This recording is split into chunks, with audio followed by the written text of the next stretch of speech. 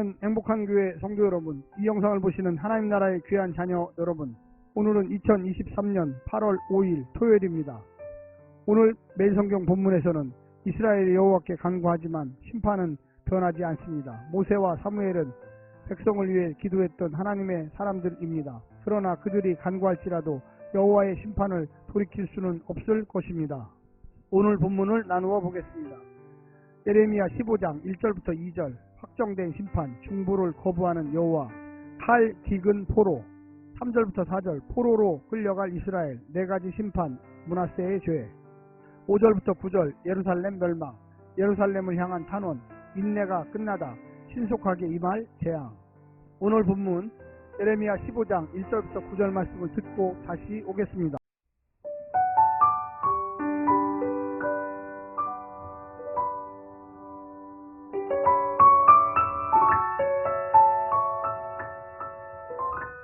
예레미야 15장.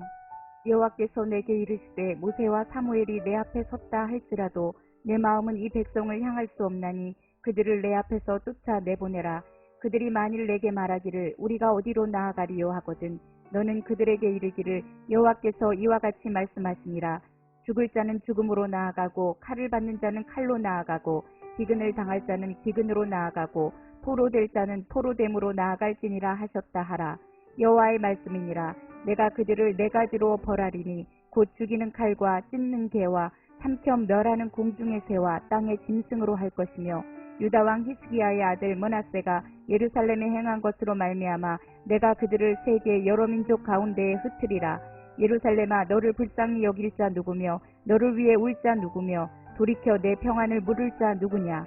여호와께서 이르시되 내가 나를 버렸고 내게서 물러갔으므로 내게로 내 손을 펴서 너를 멸하노니 이는 내가 뜻을 돌이키기에 지쳤음이로다.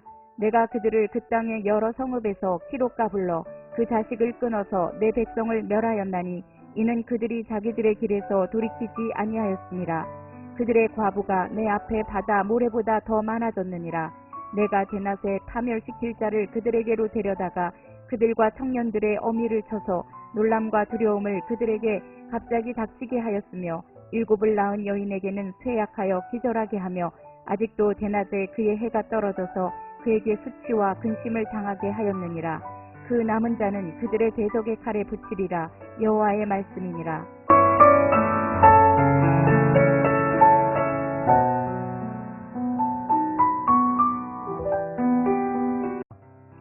예레미야 14장은 병든 곳을 치료받기를 기도하는 백성의 간구로 마무리됩니다. 15장에서는 여호와는 자신의 심판 의지를 재확인하는 것으로 시작합니다. 그 누구도 하나님의 심판을 돌이킬 수는 없습니다. 여호와는 이스라엘을 4가지로 징벌할 것이라 말하고 있습니다. 그리고 본문은 갑작스럽게 이스라엘이 징벌받아야 할 이유로 히스기야의 아들 므낫세를 언급하고 이어서 나를 버렸고 내게서 물러갔으므로 심판이 있을 것이라고 말하고 있습니다. 오늘 본문을 3부분으로 나누어 자세히 설명드리겠습니다. 첫 번째, 모세와 사무엘이 중보해도 소용없다.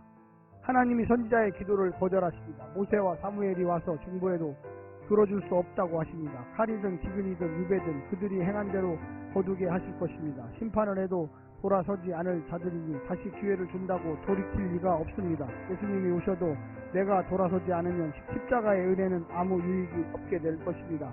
돌아서지 않고도 모든 종교 행위를 다 동원할 수 있습니다. 온갖 종교적 열정을 다 발휘할 수 있습니다. 하지만 내가 죽지 않으면 내 안에 그리스도는 살아있지 않습니다. 두 번째는 내 뜻을 돌이키기에도 지쳤다.